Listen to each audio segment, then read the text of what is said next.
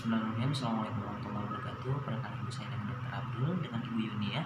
Ya baik Bu Yuni, hari ini saya akan melakukan tindakan pemasangan alat kontrasepsi Ibu kepada Ibu Yuni, yaitu alat kontrasepsi jenis IUD atau AKDR Ibu ya. Mungkin Ibu Yuni sudah paham atau sudah mengerti tentang alat ini sendiri karena Ibu Yuni memasangnya. Untuk tindakan kali ini Ibu, apakah Ibu Yuni sudah bersedia? Ya, jika Ibu sudah bersedia, Ibu Yuni jika ditemani dengan suaminya bisa dipanggil masuk Ibu untuk menemani Ibu Yuni. Kemudian setelah itu Ibu bisa mengosongkan kandung kemihnya terlebih dahulu dengan membuang air kecil di toilet dan membersihkan alat genitalnya juga ya.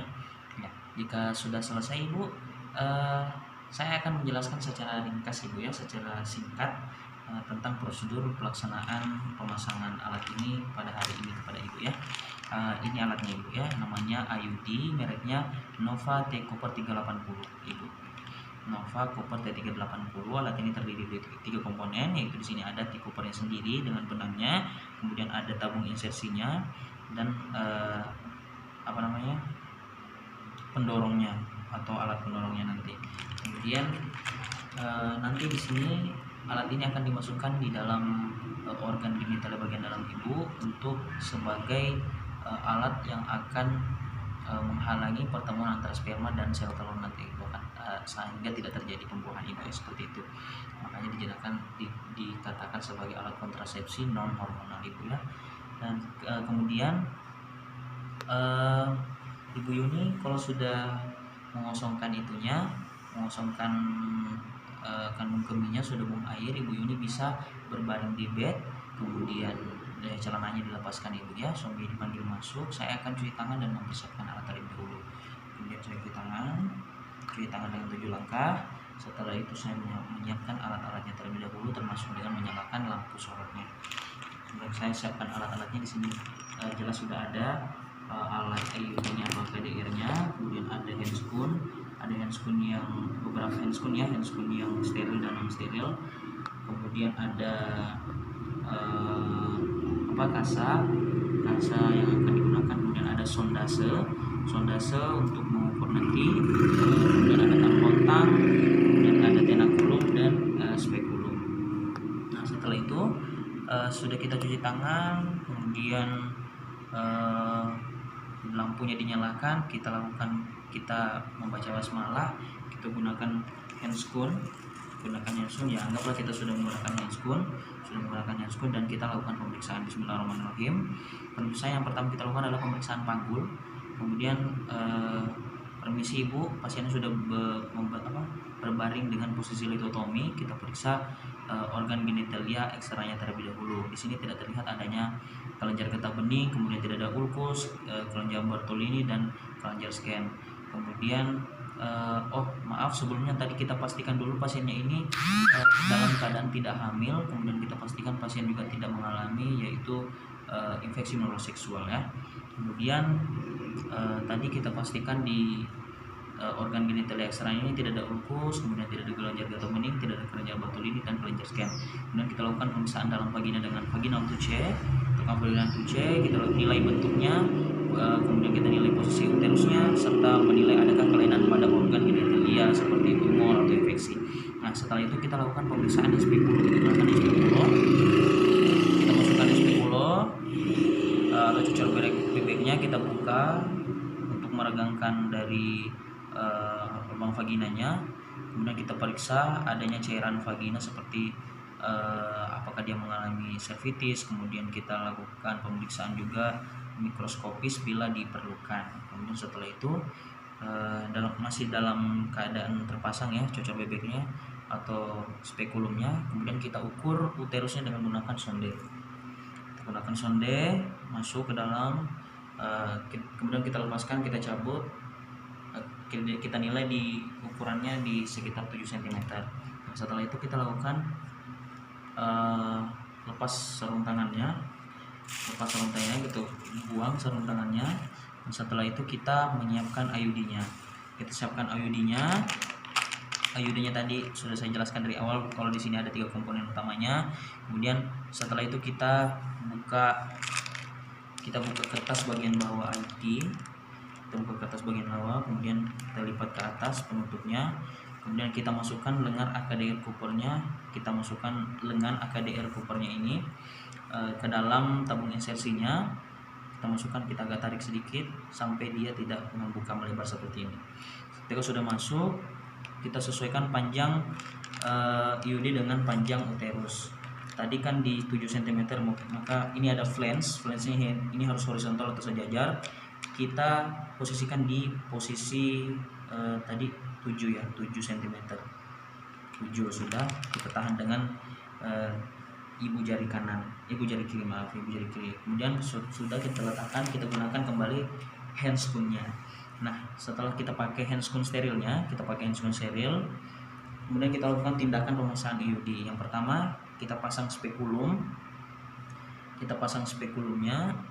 pasang spekulum untuk menampilkan serviks. Kemudian kita lakukan tindakan aseptis ya.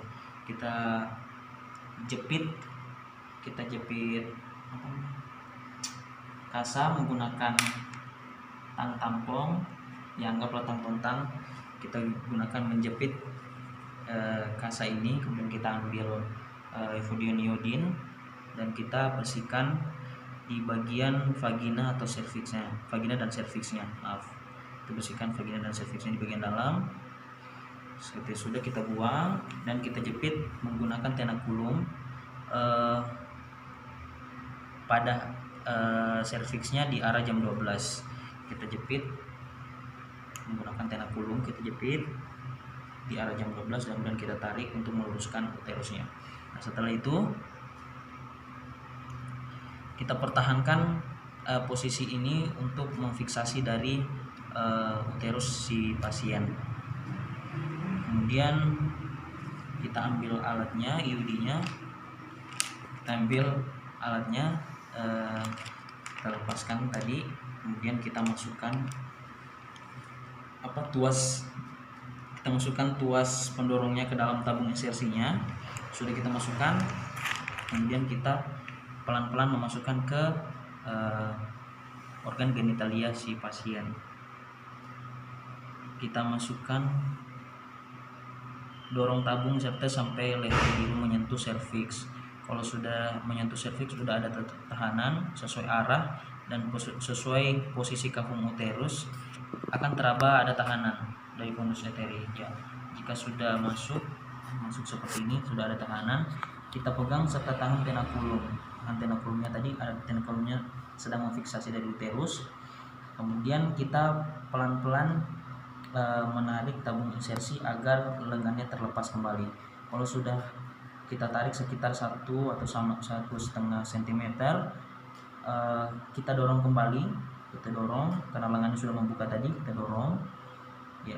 Jika sudah kita dorong sampai flange-nya menentu lagi ke serviksnya, berarti itu sudah terpasang dengan baik. Sudah, setelah itu kita tarik tabung inserternya ya, tabung inserternya sampai pangkal pendorong dengan tangan lain dan kita cabut semuanya. Dan alatnya atau T-copernya dan benangnya itu sudah terpasang di bagian dalam organ genitalianya atau di rahimnya. Nah, setelah itu benang yang masih muncul kita gunting sekitar 2-3 cm dari serviksnya. Kita gunting, kita buang. Jika sudah, kita lepaskan tenakulumnya juga. Jika ada pendarahan, kita hentikan pendarahannya. Kemudian kita lepaskan spekulumnya. Nah, setelah kita lepaskan spekulumnya, dari spekulum sudah kita lepaskan, kita lakukan pencegahan infeksi pasca tindakan. Jadi ketika ada pendarahan, kita hentikan pendarahan.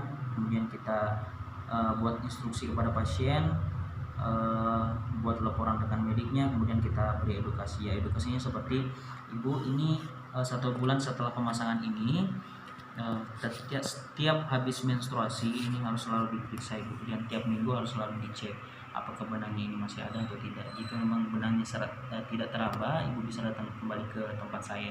Dan setelah 1 minggu setelah ini, ibu mungkin bisa datang kembali ke sini ibu ya. Dan alat ini ibu maksimal 10 tahun. dan bisa dilepas sebelum 10 tahun tersebut Ibu ya.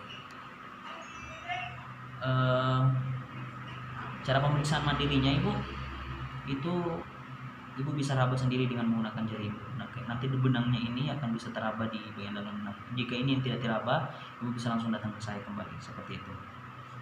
Setelah itu kita diamkan pasien sekitar 15 menit. Jika pasien selama 15 menit ini sudah kita observasi dalam waktu 15 menit tadi dan tidak terjadi apa-apa, pasien bisa dipulangkan kembali.